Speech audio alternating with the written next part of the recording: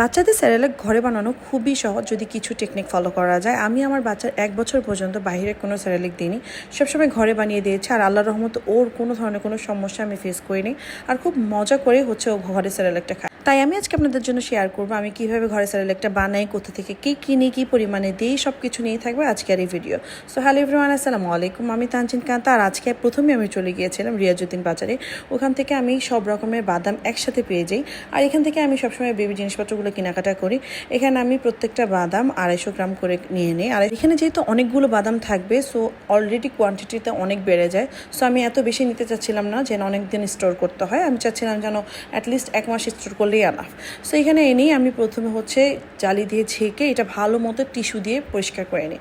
একদম ভালো মতো প্রত্যেকটা বাদাম টিস্যু দিয়ে পরিষ্কার করে নিয়ে আমি হচ্ছে হালকা করে ভেজে নিই, মানে একটু হালকা জাস্ট মচমচা করার জন্য ভেজে এটাকে ঠান্ডা করে নিই। এখানে আমি বাদামের পাশাপাশি কয়েক রকমের সিডসও অ্যাড করেছি, মুড়ি, চিরা এগুলোও অ্যাড করেছি। এখানে রয়েছে কাঠবাদাম, তারপরে হচ্ছে ওটস, তারই সাথে রয়েছে মুড়ি, তারপর ছিল কুমড়োর বীজ, সূর্যমুখীর বীজ, পেস্তা বাদাম, তারপরে ওয়ালনাটস মানে হচ্ছে আখরোট, তারপরে ভাজা মুড়ি নিয়েছি যেটা ভাজতে হয়নি, আমি হালকা চিরাটা ভেজে নিয়েছিলাম। এটা হচ্ছে সূর্যমুখী বীজ, আর তারই সাথে এটা হচ্ছে ওয়ালনাটস। মুড়ি আপনারা হয়তো দেখলেই বুঝতে পারছেন এখানে কয়েক রকমের বীজ রয়েছে, হচ্ছে কুমড়োর বীজ। সো এখানে কয়েকটা রকমের বীজ, তারপর হচ্ছে আমি ওটস, মুড়ি আর চিরা এই 3টা জিনিস অ্যাড করেছি পরিমাণটাতে বাড়ানোর জন্য আর বাদামের কোয়ান্টিটিটা কমানোর জন্য, কারণ বেশি বাদাম দিলে বাচ্চাদের পেট খারাপ হতে পারে।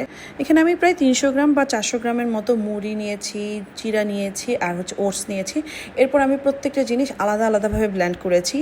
আগে আমি একসাথে ব্লেন্ড করেছিলাম, ওইটা আমি ভুল করেছি, কারণ একসাথে ব্লেন্ড করলে কিছু কিছু বাদামের থেকে তেল ছাড়ে, সেটার কারণে দেখা যায় সবগুলো একসাথে দলা দলা হয়ে যায়। সো আমি এবার প্রত্যেকটাকে স্পেসিফিকভাবে হচ্ছে ব্লেন্ডার করে নিয়েছিলাম যেন কোনোটার সাথে কোনোটা মিক্স হয়ে একদম দলা দলা ভাব না হয়ে যায়। আপনারা দেখতে পাচ্ছেন যেমন হচ্ছে পেস্তা বাদাম থেকে, তারপর হচ্ছে কাজু বাদাম থেকে অনেক বেশি তেল ছাড়ে, পেস্তা বাদাম ওয়ালনাট থেকেও ভালোই একটা তেল ছাড়ে।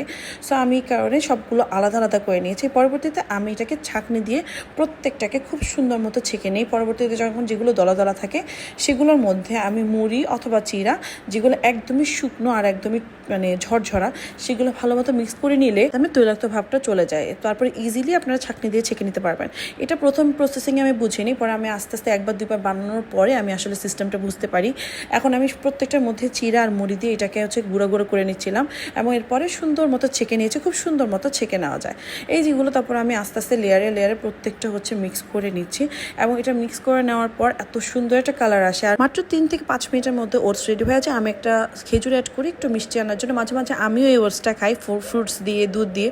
আর আপনি যদি বেবিকে দুধ দেন, গরুর দুধ, সেটা মিক্স করে হচ্ছে ওটসটা বানাতে পারেন। নর্মাল যেভাবে ওটস বানায় একদমই সেমভাবে এটা আমি বানাই, আর এটা খেতে এত মজা হয়। যদি বড়রাও খায়, বড়রাও খেতে পারবে। এটা খুবই হেলদি। আমি আমার বাচ্চাকে 7 মাস থেকে এটা দিচ্ছি, কোনো প্রবলেম হয়নি। আর বাকিটা আপনারা আপনাদের বাচ্চাদের হেলথ বুঝে খাবার দিবেন, কোনটা আপনাদের বাচ্চাদের জন্য ভালো, দরকার হলে ডক্টরের সাজেশন নিয়ে দিবেন। এই যে আমি এখানে মেক করেছি মাত্র 3 থেকে 5 মিনিটের মধ্যে এই সুন্দর ওটসটা তৈরি হয়ে গিয়েছে। সো আপনাদের যদি আমার ভিডিও ভালো লাগে, ইনফরমেটিভ লাগে, please like, comment, share. Thanks for watching. দেখা হবে সামনের ব্লগগুলোতে। আল্লাহ হাফিজ।